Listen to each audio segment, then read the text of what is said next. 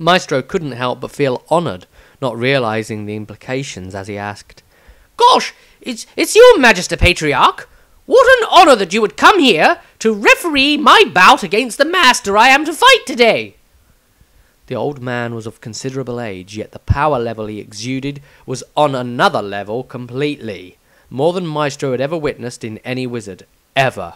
He stood resplendent in the blue and grey robes of their order, holding a staff that was painted as black as the night sky upon the ceiling above them.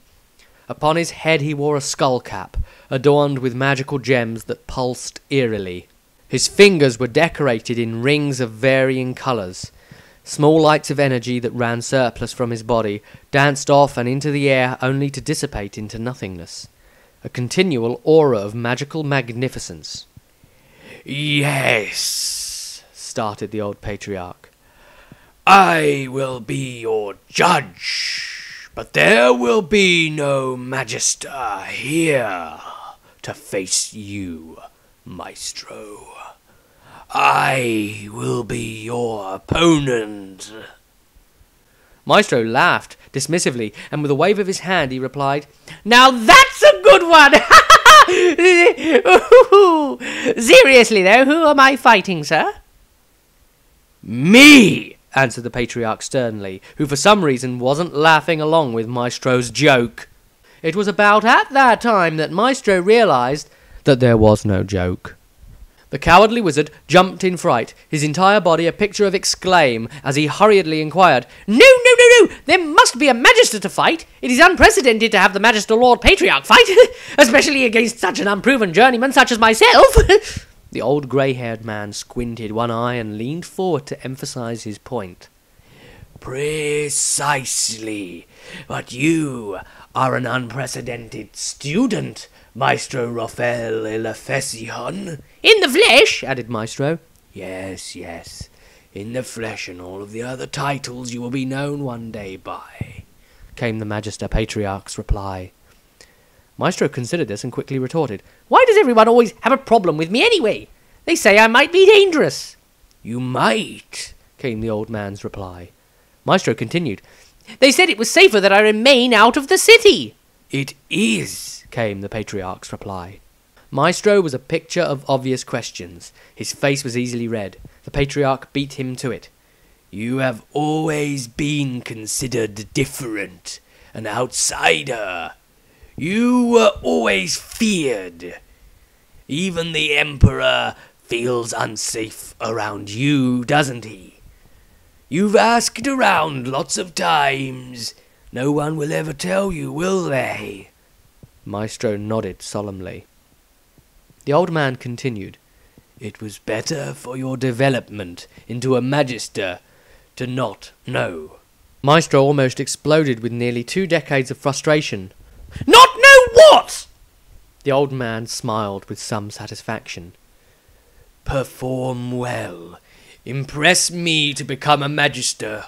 Then I will tell you what you want to know." A look of new determination appeared on Maestro's face. He then realised again the futility of such a feeling. Here he faced the strongest wizard lord of his order. Maestro's voice shook nervously as he asked, "When does the fight begin?" The Patriarch looked serious for a moment, and then spoke with a voice like the crackling of lightning. "Now!"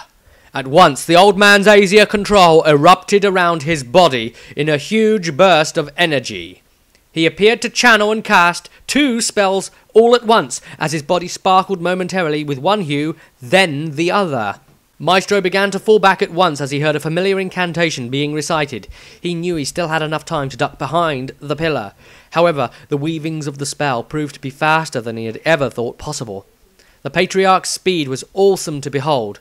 Channeling with one hand and committing 2-handed magical weaves with just one hand to cast one spell while speaking aloud to incant the other. The energies formed into a spell which fired out and struck Maestro, blowing his robes back with the etheric force just as he ducked behind the pillar.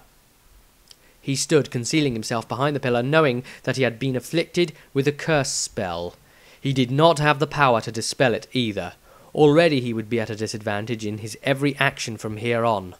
He cast the second portent of a mole on himself, so that he might foresee key events with extra clarity, a sort of déjà vu brought about on purpose. He did not doubt that the Patriarch had done the same already.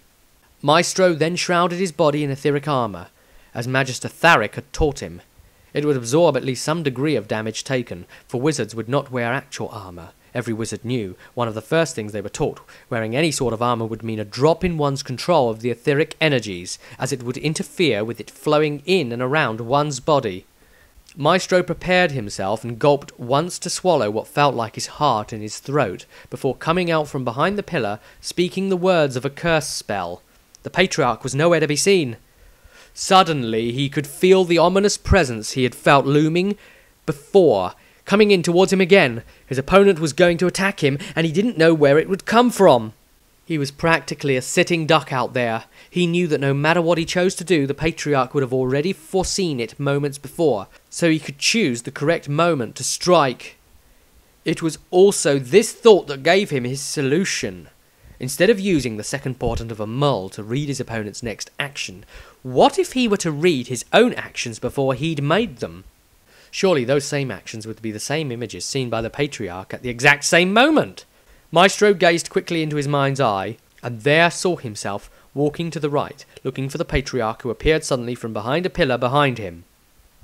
After seeing this image, Maestro began moving right, just as he had seen, but stopped one pillar short and faced the opposite way to the direction the Patriarch appeared from in his vision. He decided on this new course of action and took a step forwards, ready to look behind the pillar, but changed his mind suddenly. Quickly he stepped left and away from it before turning around and walking towards a different pillar entirely. Maestro gazed into his mind's eye once more, this time seeing the Patriarch appear beside him on the left before blasting him with lightning. It looked painful, so he hoped that wouldn't happen. He had to trust the idea. Now, away from the vision again, he began walking forwards and then stepped right a few times and started running forwards quickly, only to randomly decide a direction of left to turn at the next pillar. He quickly saw a vision of the Patriarch appearing behind him, soon when he doubles back on himself. Maestro knew that the Patriarch understood what he was doing, but that didn't matter. He chose to ignore the future of doubling back on himself and kept going instead. No footsteps could be heard other than his own. Maestro was alive with concentration. Beads of sweat appeared across his face as he quickly then decided to double back on himself instead. He came up behind the Patriarch, who was creeping up towards a different pillar. The old man snapped around and began channeling a spell, but Maestro was prepared this time. He had maintained his channeling well all throughout this entire grueling process and loosed off a curse spell to the Patriarch. It connected. Maestro quickly forward-rolled behind another pillar and took cover against an attack that never came. Maestro had concealed so many multiple bluffs within his bluffs by reading his own future movements that when he had changed his mind and those changes had been perceived, he then changed the changing of his mind and did the original thing again. All of these actions had stacked up enough to confuse his opponent. Maestro refreshed the portent of a mole spell on himself and stood out in the open with eyes closed. He put one hand forward, facing palm outwards. His energies were channeled and ready. The Aesir warned him of a vision of his lying on the ground being choked by the most vicious silence spell he had ever seen. He began nervously laughing. The laughing grew louder as the Patriarch appeared and cast his silence spell. Tendrils of etheric power clutched at Maestro's mind, telling him that a hand was choking him. His own laugh cut short as he gagged. At that moment he fought an internal war of willpower. The laughing started up again, much to the horror of the Magister Patriarch, who was still reciting a spell. It was clear on his face as Maestro's own eyes snapped open and he spoke aloud. "It isn't as easy as that to shut me up. Believe me, many have tried." From Maestro's extended palm shot a silence spell of his own. It took the Magister Patriarch by surprise, and he suddenly found that he could not speak. Whatever it was that he had cast, though, had already finished. Suddenly a strong wind blew up around Maestro and knocked him to his knees. He supported himself with his staff, trying to not be blown over. The Patriarch stared grimly at Maestro, wincing now, and then as he tried to remove the spell from himself internally, Maestro unleashed an electric bolt of pure ether towards the Patriarch. It hit, Most of it was absorbed by the magical wards he had cast upon himself, but some had gotten through. The old man looked impressed with Maestro and smirked. It had been a long time since any wizard had made him feel pain. His look of growing interest in the younger man turned into a look of fright suddenly when he saw Maestro was casting another lightning bolt. This time the old man whipped his robes up and around in a frontal circular arc, which absorbed most of the attack. The rest arced away round either side of him harmlessly. Maestro struggled to leave the vortex of wind he found himself in. He was standing once more, but he couldn't move. He even had to incant the words to his lightning bolt spells with his head cocked to one side so that the torrents of etheric wind didn't take his breath away. The Patriarch stepped backwards, once, and side-stepped 3 times to the left, where he vanished out of all existence. It was as if he had stepped behind a brick wall that had been painted the exact colour tones of the room behind it. Maestro wondered how this could be, considering that it might have been a spell he left in place from earlier, or perhaps it was one of the natural elements of this strange room itself. As he pondered these things and still failed to escape the raging winds about him, the Patriarch recovered from the silence spell that had afflicted him. His body had been scorched with just one shot that had gotten through, and the old man didn't want to risk another making full contact. Though his body was weaker than younger men, his strategies, his techniques, his defences, these were superior. He decided he would combine them all together to finish the wizard as quickly as possible.